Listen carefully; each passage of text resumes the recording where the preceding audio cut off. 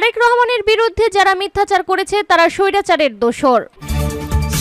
এদিকে সরকারের সঙ্গে গোপন শক্তির যোগসাজশ আছে বলে মনে হচ্ছে বলল ডক্টর তাহের। অন্যদিকে গোপালগঞ্জ দেশের মানচিত্রে না থাকায় ভালো বলল আমির হামজা। এছাড়া কথাবার্তা পরিষ্কার, নির্বাচনের নৌকা প্রতীক থাকবে না বলল রাশেদ প্রধান। আরও থাকছে গোপালগঞ্জের সংঘাতের ইঙ্গিত ছিল স্পষ্ট, নিরাপত্তা প্রস্তুতি নিয়ে প্রশ্ন। এবং সর্বশেষ জানিয়ে দেব, থমথমে গোপালগঞ্জ, বেড়েছে কারফিউ, শহর পরিষ্কারে কাজ করছে সেনাবাহিনী ও স্বেচ্ছাসেবীরা। তারেক রহমানের বিরুদ্ধে যারা মিথ্যাচার করেছে তারা স্বৈরাচারের দোসর। বিএনপির ভারপ্রাপ্ত চেয়ারম্যান তারেক রহমানের বিরুদ্ধে যারা কুরুচিপূর্ণ বক্তব্য রাখছে, মিথ্যাচার করছে, তারা পতিত স্বৈরাচারের দোসর বলে মন্তব্য করেছেন দলের জাতীয় নির্বাহী কমিটির সদস্য আবু নাসের মোহাম্মদ রহমতুল্লাহ। তারেক রহমানের বিরুদ্ধে মিথ্যাচার এবং জাতীয় নির্বাচন বানচালের ষড়যন্ত্রের প্রতিবাদে এই বিক্ষোভ মিছিল অনুষ্ঠিত হয়। বিএনপি এই কেন্দ্রীয় নেতা বলেন, ১/১১ অগণতান্ত্রিক সরকারের আমলে তারেক রহমান ষড়যন্ত্র ও নির্যাতনের শিকার হয়ে মারাত্মকভাবে মৃত্যুর ঝুঁকিতে উপনীত হয়েছিলেন। তিনি গত ১৭ বছর বাংলাদেশের বাইরে থেকেও এই দেশের স্বৈরাচার বিরোধী আন্দোলনে লাগাতার নেতৃত্ব দিয়েছেন। তারেক রহমানের বিরুদ্ধে মিথ্যাচারের প্রতিবাদ জানিয়ে তিনি বলেন, কতিপয় রাজনৈতিক নেতা যারা পতিত স্বৈরাচারের বিভিন্ন নির্বাচনে অংশগ্রহণ করে স্বৈরাচারকে দীর্ঘস্থায়ী করার অপতৎপরতায় লিপ্ত ছিল, তারাই এই মিথ্যাচার করছে। তিনি আরো বলেন, বিগত স্বৈরাচারের সময়ে নির্বাচনে যারা অংশ নিয়ে অবাধে সভা ও সমাবেশ করেছে তারাও স্বৈরাচারের দোসর। নিজেদের তারা এখন অতি বিপ্লবী প্রমাণ করার জন্য মিথ্যাচার করছে। তাদের এই মিথ্যাচারের ইতিহাস সম্পর্কে জাতি ভালোভাবেই অবহিত। রহমতুল্লাহ বলেন, ভোটের অধিকার পূর্ণ প্রতিষ্ঠিত হলে এইসব রাজনৈতিক নেতারা জনগণের ভোটে নির্বাচিত হতে পারবে না। এ কারণেই তারা জাতীয় নির্বাচন বানচালের ষড়যন্ত্রে লিপ্ত হয়েছে। এই দেশের মানুষ, বিশেষ করে নতুন প্রজন্ম, গত ১৫ বছর তাদের ভোটাধিকার প্রয়োগ থেকে বঞ্চিত। সে কারণে জাতীয় নির্বাচন বাতিলে যারা ষড়যন্ত্র করছে তাদের এইসব ষড়যন্ত্র তারা বাস্তবায়ন হতে দেবে না। সরকারের সঙ্গে গোপন শক্তির যোগসাজশ আছে বলে মনে হচ্ছে বলল ডক্টর তাহের। গোপালগঞ্জে এনসিপির শান্তিপূর্ণ সমাবেশে ছাত্রলীগ ও আওয়ামী লীগের হামলার তীব্র নিন্দা জানিয়েছে বাংলাদেশ জামায়াতে ইসলামের নায়েবে আমির ডক্টর সৈয়দ আব্দুল্লাহ মোহাম্মদ তাহের। তিনি বলেন, বাংলাদেশের মানুষ শঙ্কিত নয়, বরং উদ্বিগ্ন। সরকারের দুর্বলতা ও সিদ্ধান্তহীনতায় মনে হচ্ছে সরকারের সঙ্গে গোপনে কোনো শক্তি কাজ করছে। তিনি বলেন, মিটফোর্ডের ঘটনার পুনরাবৃত্তি ঘটেছে গোপালগঞ্জে। এরাই আজ রাষ্ট্রের আইনশৃঙ্খলা পরিস্থিতি ধ্বংস করে দিচ্ছে। মিস্টার অসহায় উপদেষ্টাকে অপসারণ না করলে পরিস্থিতি আরো ভয়াবহ হবে। তিনি বলেন, জাতি আজ দুই ভাগে বিভক্ত, একদিকে গণতন্ত্রকামী ছাত্র জনতা, অন্যদিকে ফ্যাসিস্ট ও সন্ত্রাসী গোষ্ঠী। প্রশাসনের নির্লিপ্ততা প্রমাণ করে এখনো দেশে ফেসিবাদী শাসন চলছে। বক্তারা বলেন, ৫ আগস্টে ফেসিবাদ পতনের পরও যারা বিপ্লবীদের উপর হামলা করে তারা গণতন্ত্রের শত্রু। এই সন্ত্রাসের পেছনে প্রশাসনের ভেতরে দোসরদেরও চিহ্নিত করে শাস্তির আওতায় আনতে হবে, অন্যথায় জনগণ লং মার্চ টু গোপালগঞ্জ কর্মসূচি পালন করতে বাধ্য হবে। সভাপতির বক্তব্যে বুলবুল বলেন, গোপালগঞ্জ বাংলাদেশের বাইরে নয়, এটা ছাত্র জনতার বাংলাদেশ, হাসিনার নয়। যারা সন্ত্রাস করবে তারা ছাড় পাবে না। তিনি আগামী ১৯ জুলাই সোহরাওয়ার্দী উদ্যানে জামায়াতে ইসলামীর জাতীয় সমাবেশে সবাইকে যোগদানের আহ্বান জানান। গোপালগঞ্জ দেশের মানচিত্রে না থাকায় ভালো বলল আমির হামজা। ইসলামী বক্তা আমির হামজা বলেছেন, গোপালগঞ্জকে বাংলার মানচিত্র থেকে মুছে ৬৩ জেলা নিয়ে বাংলাদেশ করা হোক। এ জেলা দেশের মানচিত্রে না থাকায় ভালো। গোপালগঞ্জকে আশপাশের জেলার মধ্যে ভাগ করে নিলে ভালো হয় উল্লেখ করে তিনি বলেন, জুলাই যোদ্ধাদের উপর হামলা দেশের ১৮ কোটি মানুষের উপর হামলার সমান। যারা এর সঙ্গে জড়িত তাদের দৃষ্টান্তমূলক শাস্তির ব্যবস্থা করতে হবে। তিনি আরো বলেন, আমরা ২৪ ঘন্টা সময় দিয়েছি, তা কিন্তু পার হয়ে যাচ্ছে। তাদের শাস্তির ব্যবস্থা না করা হলে আমরা ধরে নেব গোপালগঞ্জ জেলায় যারা দায়িত্বে আছে তারা এর সঙ্গে জড়িত। অন্যান্য বক্তারা বলেন, অধ্যাদেশ জারির মাধ্যমে গোপালগঞ্জের নতুন নাম রাখতে হবে। এছাড়া জেলাটির পুলিশ সুপার এই ঘটনার দায় এড়াতে পারে না বলে উল্লেখ করে তাকে জবাবদিহিতার আওতায় আনার দাবি জানান তারা। কথাবার্তা পরিষ্কার, নির্বাচনে নৌকা প্রতীক থাকবে না বলল রাশেদ প্রধান। কথাবার্তা পরিষ্কার, আগামী নির্বাচনে নৌকা প্রতীক থাকবে না বলে মন্তব্য করেছেন জাতীয় গণতান্ত্রিক পার্টির জাকপার সহসভাপতি ও দলীয় মুখপাত্র রাশেদ প্রধান। তিনি বলেছেন, গোপালগঞ্জের জাতীয় নাগরিক পার্টি এনসিপির নেতাকর্মীদের উপর বর্বর হামলার মাধ্যমে আওয়ামী লীগ প্রমাণ করেছে বাংলার মাটিতে রাজনৈতিক কর্মকাণ্ড পরিচালনার অধিকার তাদের নেই। রাশেদ প্রধান বলেন, অপরাজনীতি ত্যাগ করে জনগণের রাজনীতিতে ফিরে আসার সব সুযোগ আওয়ামী লীগ নিজ হাতে হত্যা করেছে।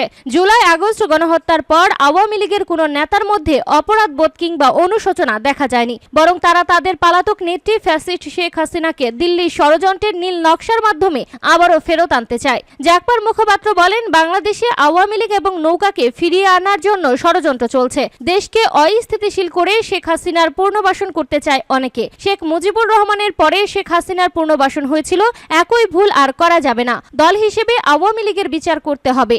গোপালগঞ্জে সংঘাতের ইঙ্গিত ছিল স্পষ্ট, নিরাপত্তার প্রস্তুতি নিয়ে প্রশ্ন। গোপালগঞ্জে জাতীয় নাগরিক পার্টির এনসিপির জুলাই পদযাত্রার হামলার প্রস্তুতি চলছিল কয়েকদিন ধরেই। এজন্য জেলার বিভিন্ন এলাকা থেকে আওয়ামী লীগ কার্যক্রম নিষিদ্ধ ও নিষিদ্ধ ছাত্রলীগের নেতাকর্মীরা আগে থেকে এসে গোপালগঞ্জ শহরের অলিগলিতে অবস্থান নেন। এনসিপির এই কর্মসূচি ঘিরে কয়েকদিন ধরে সামাজিক যোগাযোগ মাধ্যমেও নানা হুমকি দেওয়া হচ্ছিল। গত এক সপ্তাহে গোপালগঞ্জের ঘটনা প্রবাহ সামাজিক যোগাযোগ মাধ্যমে তৎপরতা বিশ্লেষণ করে সংশ্লিষ্ট ব্যক্তিরা বলছেন, এনসিপির পদযাত্রা ঘিরে সংঘাতের ইঙ্গিত ছিল স্পষ্ট। এনসিপি সমাবেশ ঘিরে আওয়ামী লীগের নেতাকর্মীরা হামলা ও সহিংসতায় জড়াবেন, স্থানীয়ভাবে এমন আশঙ্কা করা হয়েছিল। এনসিপির স্থানীয় নেতাদের পক্ষ থেকে এমন আশঙ্কার কথা জেলা পুলিশকে জানানো হয়। এরপরও স্থানীয় আইন শৃঙ্খলা রক্ষাকারী বাহিনী পর্যাপ্ত নিরাপত্তা প্রস্তুতি গ্রহণ করতে পারেনি। গত বুধবার হামলার পর ঘটনার প্রত্যক্ষদর্শী স্থানীয় গণমাধ্যম কর্মী ও আইন শৃঙ্খলা রক্ষাকারী বাহিনীর অন্তত 18 জনের সঙ্গে গতকাল বৃহস্পতিবার কথা বলেছে প্রথম আলো। সেখান থেকে এই হামলার বিষয়ে একটি চিত্র পাওয়া গেছে। তারা বলছেন, আওয়ামী লীগ ও ছাত্রলীগের স্থানীয় নেতারা কয়েকদিন ধরেই এনসিপির কর্মসূচি ঠেকাতে কাজ করছিলেন। এজন্য বিভিন্ন এলাকা থেকে নেতাকর্মীদের গোপালগঞ্জ শহরে জড়ো করেন তারা। পাশাপাশি গাছ কেটে সড়কে ফেলে চলাচলে প্রতিবন্ধকতা তৈরির পরিকল্পনা করেন তারা। গতকাল গোপালগঞ্জের গ্রাম পুলিশের এক সদস্য নাম প্রকাশ না করার শর্তে প্রথম আলোকে বলেন, আগে থেকে এনসিপির নেতাকর্মীদের আটকে রাখা ও মারধরের পরিকল্পনা ছিল। সেভাবে গ্রাম থেকে অনেক মানুষ এসেছিল। তারা ছোট ছোট ভাগে শহরের অলিগলিতে অবস্থান নিয়েছিল। গোপালগঞ্জের জেলা প্রশাসকের কার্যালয়ে গতকাল এক সংবাদ সম্মেলনে ঢাকা বিভাগীয় কমিশনার শরফউদ্দিন আহমেদ চৌধুরীও এক প্রশ্নের জবাবে বলেছেন, আমাদের কাছে তথ্য আছে কিছু দুষ্কৃতিকারীরা বাইরে থেকে এসেছিল। তারা এখনো গোপালগঞ্জে অবস্থান করছেন, এমন গোয়েন্দা তথ্য আছে। আমরা তাদের আইডেন্টিফাই শনাক্ত করার চেষ্টা করছি এবং পরিস্থিতি পর্যবেক্ষণ করছি। স্থানীয় একজন জানিয়েছে, দলগতভাবে লোক জড়ো করার পাশাপাশি স্থানীয় লোকজনকে উত্তেজিত করতে সামাজিক যোগাযোগ মাধ্যমেও প্রচার চালান আওয়ামী লীগের নেতাকর্মীরা। বিশেষভাবে প্রচারণা চালানো হয় যে এনসিপির পদযাত্রার নামে গোপালগঞ্জের টুঙ্গিপাড়ায় বঙ্গবন্ধু শেখ মুজিবুর রহমানের সমাধিতে হামলা হবে। এছাড়া এনসিপি ও বৈষম্য বিরোধী ছাত্র আন্দোলনে যুক্ত ব্যক্তিরা গোপালগঞ্জ জেলার নাম পরিবর্তন করতে চান বা এই জেলা বিলুপ্ত করে পার্শ্ববর্তী জেলার সঙ্গে মিলিয়ে দিতে চান, এমন প্রচারও করা হয়। ফলে সেখানকার অনেক সাধারণ মানুষের মধ্যে প্রতিক্রিয়া তৈরি হয়। হামলার ক্ষেত্রে প্রস্তুত করার ক্ষেত্রে এই প্রচারণাও ভূমিকা রাখে। নিহতদের পরিচয় মিলেছে। শহর পরিষ্কারে কাজ করছে সেনাবাহিনী ও স্বেচ্ছাসেবীরা। থমথমে গোপালগঞ্জ, বেড়েছে কারফিউ। আনোয়ার জাহিদ, গোপালগঞ্জ সংবাদদাতা। গোপালগঞ্জের পরিস্থিতি এখন শান্ত, তবে থমথমে অবস্থা বিরাজ করছে। বাড়ানো হয়েছে কারফিউ। হামলার ঘটনায় নিহতদের পরিচয় মিলেছে। সহিংসতায় আরো তথ্য বেরিয়ে আসছে। জেলা কারাগারে হামলার ঘটনায় নিরাপত্তা বাড়ানো হয়েছে। থানায় থানায় শহর জুড়ে চলছে আইন শৃঙ্খলা রক্ষাকারী বাহিনীর টহল। গোপালগঞ্জের ধ্বংসযজ্ঞের স্থান পরিষ্কারে কাজ করছে সেনাবাহিনী ও স্বেচ্ছাসেবীরা। গোপালগঞ্জ এনসিপি সভামঞ্চ সহ পুরো শহর জুড়ে নিষিদ্ধ আওয়ামী সন্ত্রাসীদের ধ্বংসযজ্ঞের চিহ্ন শহর জুড়ে সেনা ও বিজেপি ও টহল অব্যাহত আছে। গোপালগঞ্জ এনসিপি সভামঞ্চ সহ পুরো শহর জুড়ে নিষিদ্ধ আওয়ামী সন্ত্রাসীদের ধ্বংসযজ্ঞের চিহ্ন দৃশ্যমান। সেনা ও বিজেপি ও টহল অব্যাহত রেখেছে। গত বুধবার নাগরিক পার্টি এনসিপির পথসভা ছিল স্থানীয় চৌরঙ্গি মোড়। এর বিপরীত পাশে গোপালগঞ্জ খালপাড় জায়গা। স্থানীয় জনতার কাতারে ঘাপটি মেরে অস্ত্র শস্ত্রে সজ্জিত ছিল শতাধিক সন্ত্রাসীর একটি দল।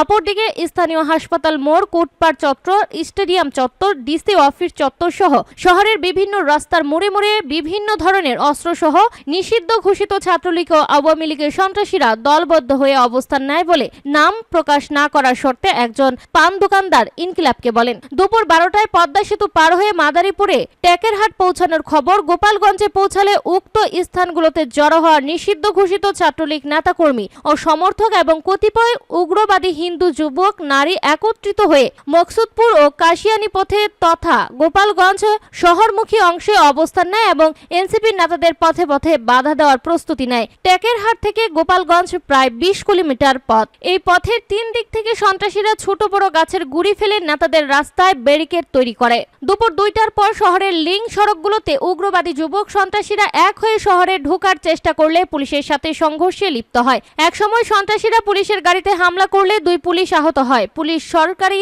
হাতিয়ার ও জীবন রক্ষার স্বার্থে মানালে প্রবেশ করলে পুলিশের গাড়িটি জ্বালিয়ে দেওয়া হয়।